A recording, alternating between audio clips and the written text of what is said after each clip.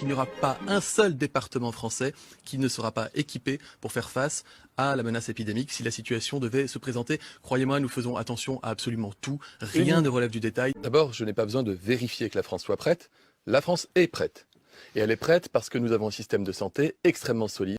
L'hôpital français est prêt, la médecine de ville est prête. Nous faisons en sorte de fournir tout le matériel nécessaire aux hôpitaux et aux professionnels de santé. Et je vous annonce ce matin que je procède à un nouveau déstockage de masques et je le ferai à chaque fois que ce sera nécessaire. Plusieurs millions de masques. Des masques FFP2, c'est-à-dire les masques à haut niveau de technicité qui leur seront donnés et qui maintenant ne répondent qu'à un objectif de logistique. Et j'ai préparé en tant que ministre, évidemment, l'arrivée de ce virus bien avant qu'il n'arrive en France en réalité, puisque nous avons, dès que l'épidémie a augmenté en Chine, nous avons travaillé à avoir des stocks de masques, faire des commandes, vérifier que les services de réanimation avaient le nombre de machines suffisant. Tout cela a été préparé en amont. Le stade 3 est prêt. Voilà, le stade 3 est prêt. Nous serons là.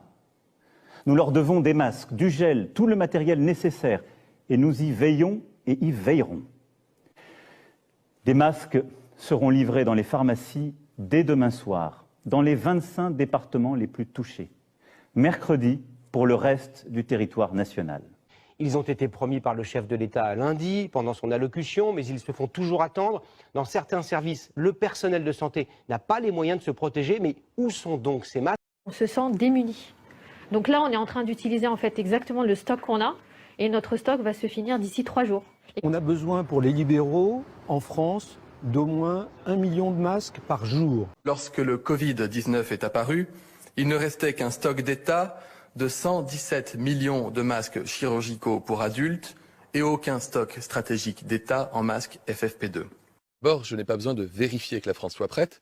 La France est prête. Nous étions un pays, hélas, qui n'était pas préparé du point de vue des masques. C'est que les masques ne sont pas nécessaires pour tout le monde. Des personnes qui utilisent un masque alors que ça n'est pas forcément la solution la meilleure. Et vous savez quoi? Moi, je ne sais pas utiliser un masque. La porte-parole du gouvernement disait « le masque ne protège pas ». En fait, je ne sais pas l'utiliser.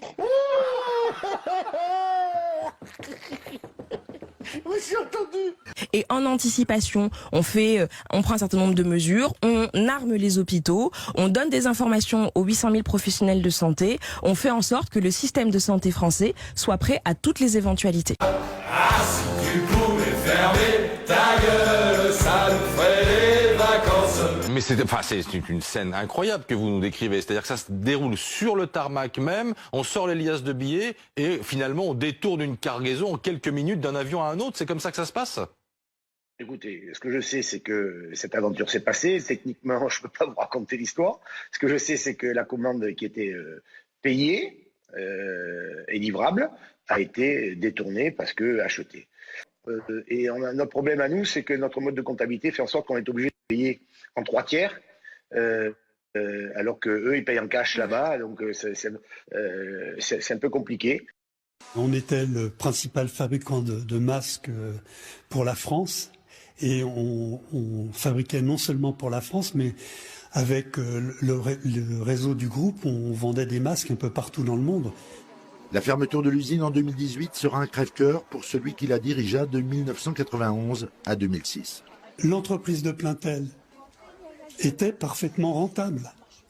Mais probablement que Honeywell a considéré que le niveau de rentabilité n'était pas dans leur ratio et ils ont préféré laisser mourir cette entreprise plutôt que de la laisser vivre et puis de maintenir des emplois. L'entreprise comptait près de 300 salariés avec des lignes automatisées capables de produire 4000 masques à l'heure.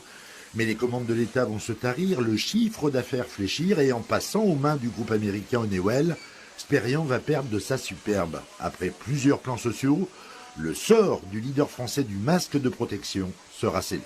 Car ce que nous engageons, c'est la fin de la liberté. Longtemps je t'ai gardé comme une perle rare. Ma liberté, c'est toi qui m'as aidé à larguer les âmes. peut spéculer aussi sur les épidémies grâce aux pandemic bonds. Ce sont des obligations émises par la Banque mondiale pour financer des mesures dans les pays pauvres. Alors jusqu'ici, ça pouvait rapporter gros, jusqu'à 12% d'intérêt, mais les investisseurs sont inquiets aujourd'hui avec la propagation du coronavirus. Eh bien, ils pourraient perdre leur mise. Explication, Nathalie Boujard. Grippe, malaria, grippe aviaire, choléra, Ebola, coronavirus. Les épidémies sévères coûtent selon la Banque mondiale 570 milliards de dollars par an. Alors pour financer la lutte contre ces fléaux dans les pays en voie de développement, l'institution a créé en 2017 un instrument financier original, les Pandemic Bonds, des sortes d'assurances. Voici comment ça marche. La Banque mondiale émet ses obligations pandémiques, achetées par des investisseurs, hedge funds, fonds de pension, gestionnaires d'actifs. En échange, ils encaissent jusqu'à 12% d'intérêt. Intérêt versé par des pays donateurs. Durée de ces obligations, 3 ans. Elles arriveront à échéance le 15 juillet 2020. S'il n'y a pas de pandémie d'ici là, les investisseurs touchent les intérêts et récupèrent en plus leur mise de départ. S'il y a une pandémie, le versement des intérêts est stoppé et l'investisseur perd sa mise de départ qui sera reversée en partie aux pays qui en font la demande. Pour ce professeur de finance, ces pandemic bonds sont un outil intéressant. Si vous y réfléchissez, c'est un système bien pensé, parce que l'alternative serait que les pays donateurs financent eux-mêmes les besoins des États touchés, disons avec 300 millions. Au lieu de ça, ce sont des investisseurs qui fournissent ces 300 millions parce qu'ils touchent des intérêts payés par les pays donateurs. Donc ceux-ci payent bien moins que s'ils versaient directement l'argent. Jusqu'ici, le système profite aussi, voire surtout, aux investisseurs. Ils ont d'ores et déjà touché une centaine de millions de dollars d'argent public sous forme d'intérêts. Leur mise de départ, par contre, n'a pas été entamée. Malgré plusieurs crises épidémiques, notamment d'Ebola, jamais aucun centime de ces pandemic bonds n'a été débloqué. Pourquoi ? Parce que le diable se cache dans les détails de ces 386 pages de clauses complexes. Si vous passez en revue des critères du prospectus de ces obligations, vous savez, c'est une zone grise. Les virus concernés, le nombre de décès, la vitesse d'évolution, le début de la pandémie, ce sera donc très difficile de voir réellement ces obligations liquidées. Une économiste qui a travaillé pendant 30 ans pour la Banque mondiale accuse dans la prestigieuse revue Nature, pour Ebola, cet outil financier a été conçu pour échouer. D'autres critiques, tout aussi cinglantes, par d'autres économistes dans un journal scientifique de renom. En tant que tel, dans son format actuel, le système semble favoriser les investisseurs du secteur privé au détriment de la sécurité de la santé mondiale. Nous sommes allés voir Médecins sans frontières qui intervient lors de ces épidémies pour avoir leur avis. Les critères pour débloquer ces assurances seraient des critères qui ne seraient pas bons pour Médecins sans frontières. Donc il faut attendre que la crise ait duré pendant plus de 80 jours, qu'elle soit internationale. Donc les fonds sont débloqués de façon tardive par rapport au début d'une urgence. Ce sont des critères qui nous feraient prendre trop de risques lorsqu'on démarre une réponse à une urgence. Même ce partisan des pandemic bonds pense qu'elles ont quelques défauts. Les fonds ne sont versés qu'après l'éclatement de la crise, pas avant. Idéalement, il faudrait un instrument qui protège les pays et les aide à prévenir les pandémies plutôt que de les aider à payer pour les dégâts quand les personnes commencent à mourir. L'actuelle pandémie, 6 513 morts, 169 387 personnes infectées dans 124 pays du monde. Le coronavirus vient éprouver ses obligations juste avant que le capital ne soit reversé aux investisseurs le 15 juillet prochain.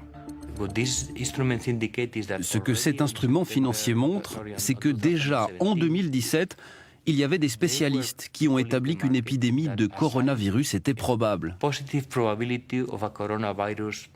Donc, premièrement, ils avaient connaissance du virus. Et deuxièmement, ils ont considéré déjà à ce moment-là qu'une épidémie était probable. Ce qui est aussi surprenant, c'est que ces obligations arriveront à maturité en juillet 2020. C'est comme si quelqu'un avait eu une fabuleuse vision en émettant ces outils financiers. Ces obligations pandémiques pourraient être libérées aux alentours du 23 mars. Peut-être, en partie, pour la première fois de leur existence. Car ce que nous engageons, c'est la fin de la liberté. Longtemps je t'ai gardé